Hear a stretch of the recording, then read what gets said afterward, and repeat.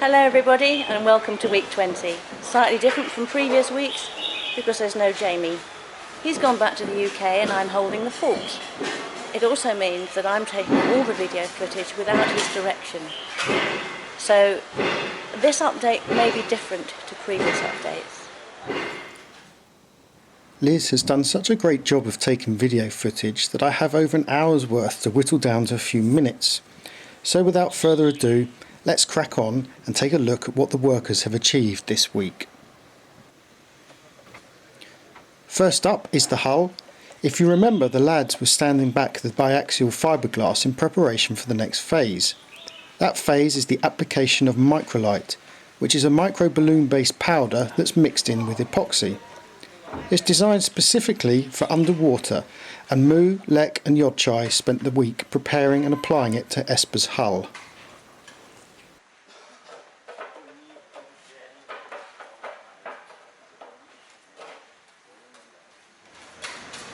It's break time, but the epoxy's been mixed and it has to go on. There's no way letting up.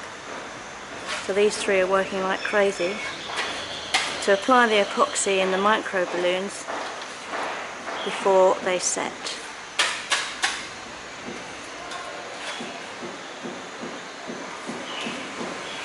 This is what the hull looks like after the microlite's been applied. It's like sort of big thick icing sugar. It's got that sheen to it that you get when it's slightly melted. That's on the starboard side, and as we go underneath, just on my feet, you'll see on this side they've started to sand it back, and as they sand it you get a few little dips and crevices and so forth. So those pieces will be filled in with the microlite and then sanded back so it's nice and smooth. That's the entire hull, three of them working on that. Once they've finished that particular phase, they then go on to the first layer of geotomastic. But we have to get this phase finished first.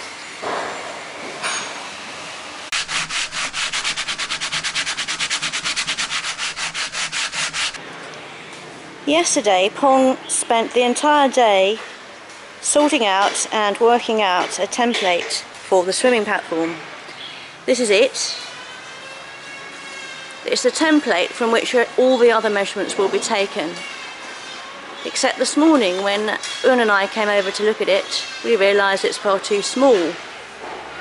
And the 70 centimetre measurement that Un had given him, which runs basically from here to here, he had misunderstood and thought it was this measurement from here to here.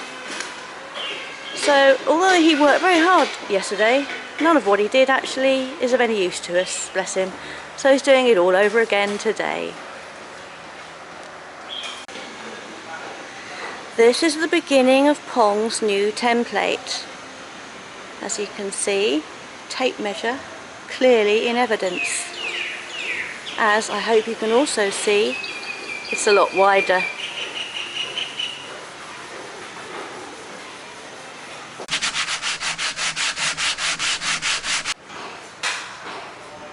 You've seen this before. It's the lid to one of the boxes that goes on the back of the boat.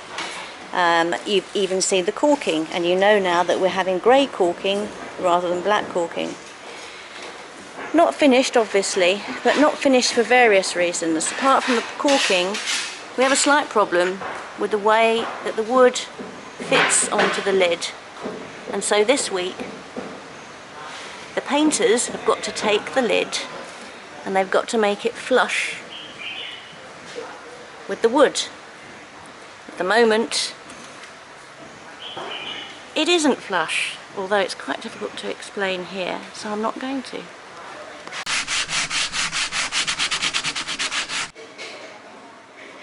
Last week, while we stood in the cabin, working out where all the electrics were going to go and admiring all the beautiful veneer and the finishing and all the lovely new cupboards, we realised we had a bit of a problem.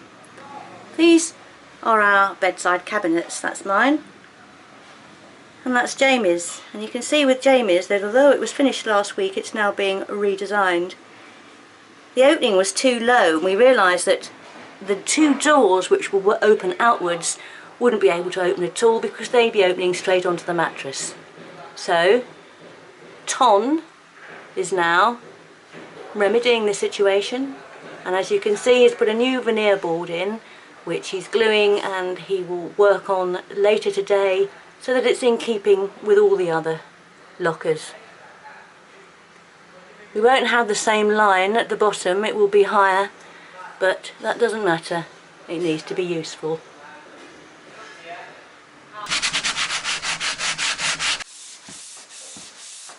The painters, having already completed the top sides, now move on to the deck.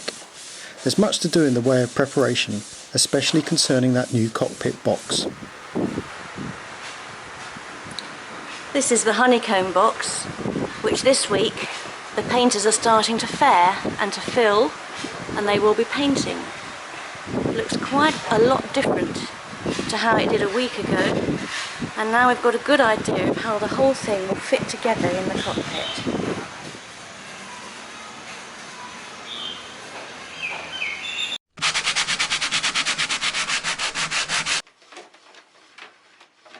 Now, I wonder how Liz is coping with that huge electrics project I left her with. I see she has some assistance, but how's she really getting on? Electronics, really not my favourite thing, and not something that I'm particularly capable of understanding, although I'm trying my best, and I'm certainly learning at the moment. Jamie has a vision of exactly how everything will look and work on Esper. From LED lights, mood lighting, fans, switches, position of sockets, so forth and so forth. And that's just one tip of the iceberg. We have another iceberg on the other side of the boat, which is a completely new navigation system. All well and good, except that Jamie isn't here, and most of this is going in his absence. So he's left us schematics and lists and instructions, and all of us together trying to understand what he wants and make it happen. There's one little fella doing most of the work. He works for Sombat, his name is Dean, and he's a little bit overwhelmed by it all. So what we've done is we've decided just to do one small section at a time. We started with the galley, and yesterday we went on to the saloon. So we've added a few extra little pointers, and every single cable, switch, fan and light we went through with him yesterday. And as far as I can understand from what I'm looking at, he's done precisely what Un and I asked. So we've agreed that from now on, each section of the boat, Un, myself and Dean will go through precisely what's required so that he knows what he's up to.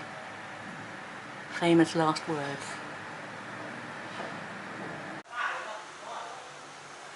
Here are some of the cables that Dean put in yesterday, all nicely labelled, going up and through the ceiling.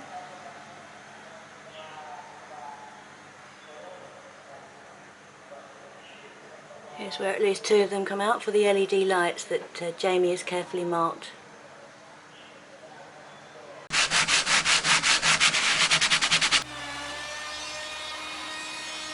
For the last month or so, we left our tow rail under heavy weights in order to bend the wood. Now that Pong has finished his other jobs, he's made a start on the tow rail itself. Liz has been following his progress throughout the week.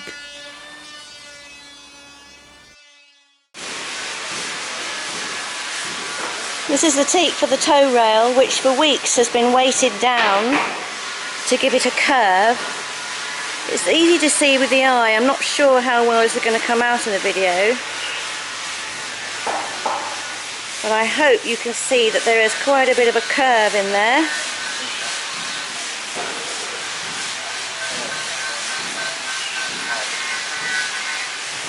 And this means, of course, that it will fit the curve of the boat and be much easier for the guys to actually secure it to the deck. Pong has to measure and fix the tow rail in place, but unlike before, we're now having a tow rail that's broken. and it only runs along the side of the boat and not at all at the front. So each section is a different length. The area you see there is the tow rail, and you can just see at the end where it finishes, and we have a lovely smooth deck which goes straight over the side to the top side. So he has to fix a piece in here, then we have a gap, and then he has to fix another piece in, as you can see, to there, a different length. This is the same on both sides, and there are a number of different pieces. One of the problems with removing the old tow rail was the destruction of the through-hole bolts that hold the tow rail in place. When Ton and Tui removed the old tow rail, they had to dig out the bolts and in some cases hacksaw them out too. Okay, this is not for the chow, and normally this is not have a H polygon on the bolt, and we have to get two machine shop to be lay on the top to be loud, and we cut the top because that bit to be sink in the Teak chow, and after we have to be put a plug on top. Yeah, so we're taking the bolts, Yep. we're cutting the end off, turning them into screws, and then they'll go through the tow rail. Okay, great. And it means it's easier to take them in and out. Yep. And then on top of them we put the wooden plug, all of which will be made by Pong. Yep. Fantastic, thank you. Okay. So we've got 70 of these. It's quite a job. The machine shop are doing them for us. And this is how they start. So they put them through here, then they take the top off, turn them into screws. And they are doing 70 of these for us. Have a look. There you go. And Un's got some there. Fabulous. Pong has now cut all the tow rails to size, and he's put the grooves in so that they fit alongside the deck. One of the problems he's encountered is that the shorter pieces have not quite bent enough. So he built this little contraption here to just bend those shorter pieces for a little while longer.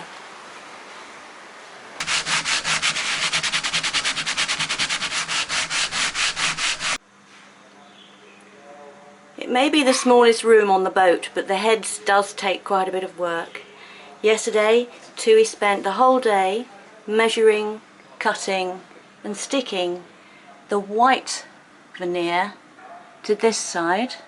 If we go in, show you in a bit more detail. He's covered the box. That little corner piece there will be purple. That's the purple that was there before. Oops. And here is the lovely new white all the way down. He's done a very nice job. New door.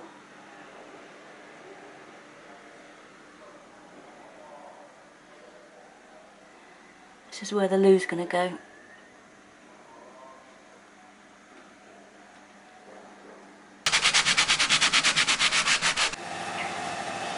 Good morning, everybody. Good morning, Liz. Nice doggy. I guess it's midweek now. Can you tell us a bit more about the osmosis treatment to the hull? So it's the beginning of the day in the yard, and the crew who are doing the hull are getting ready. This is Yodchai. He's preparing his sanding, I don't know what you call it, sanding rod. It's circular, so that he can get onto the hull and sand back this microlite, which is what they were doing yesterday. He's now made his own tool,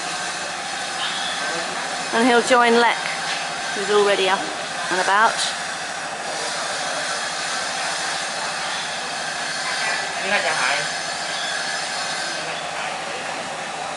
And that's Moo. The three of them are working hard on this microlite to get it as shiny and as smooth as possible. Once they've taken it all back, they'll start filling in those holes. Then they have to sand those back. And then once the surface is completely covered, they'll be able to start on the next phase, which is go to mastic. Blue tape's there obviously to stop the sanding going onto the paint.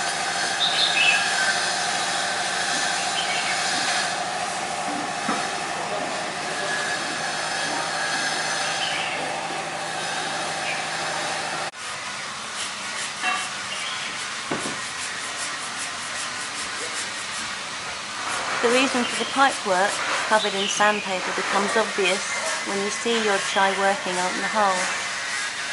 The curved area down to the keel is quite difficult to get to. This way you can get a really good strong grip on the tool and really have a go at that microlite.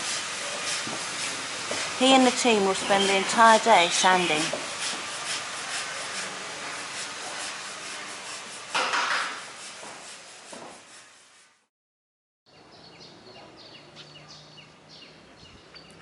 It's lunchtime, and so it's lovely and quiet. Most people have gone off to get their lunch from one of the local shops. So the yard remains deserted, apart from one or two people who take any moment they can for well-earned, needed sleep.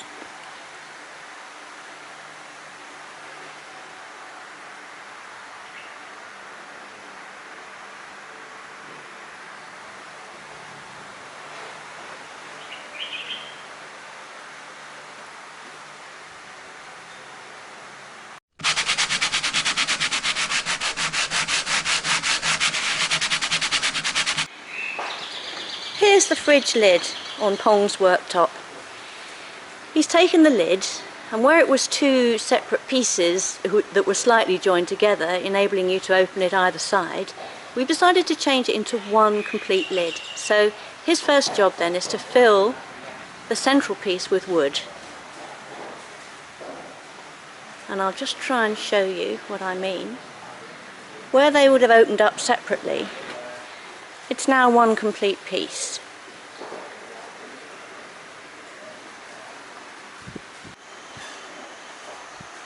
So this is what it looks like before the laminate goes on. Both the handles are out, and they're going to be replaced by one larger handle.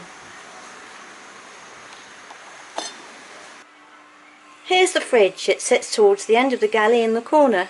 You can probably imagine that in the old days, when we had an opening on either side, it was a little difficult to get to what was inside the fridge, because you'd have to open and hold with one hand and then shuffle around with the other. With the new lid, we're going to be able to open the thing right up and get inside and get to whatever we need easily and quickly.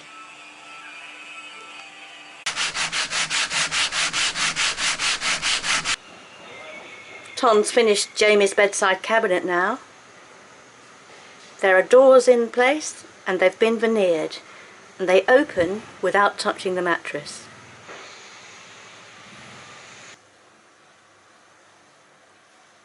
Tui's been finishing off the heads. The green is all up, the white is all up. Most of the bougainvillea, which is the correct name for this colour,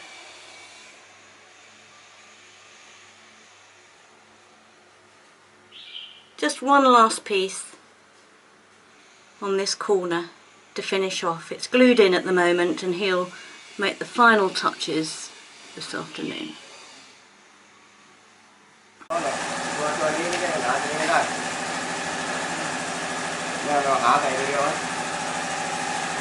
This is our piece of hardcore laminate, and we're using it for the floor in the heads, for the fridge cover, and for the surrounding area in the galley where the sinks are.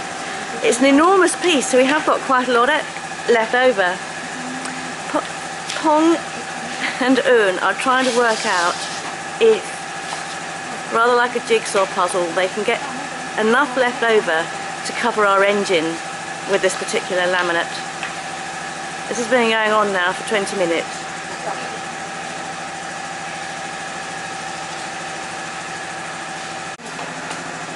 This is what the laminate looks like. 8mm thick, resistant to everything. And the cover, the top piece is supposed to look like a stone. It's supposed to look like soapstone. It looks a little blue here, but in the flesh it's a lot grayer. It looks great actually, very happy with it. These are the templates that Pong made for the heads floor, for the fridge cover and for the work surface in the galley. He's just hanging them up out of the way there, and he's been using those on the board that we bought, the laminate board, to work out how he's going to cut them. Here's the board, here's the fridge cover, and hopefully we will now have a good look at this fridge cover and we will see, yep, they began filling in between the two blocks that made up the cover into a nice surface that is smooth. That's it for week 20. Just enjoying a bit of ice cream because it's Julie's birthday. Huh? Don't you like them?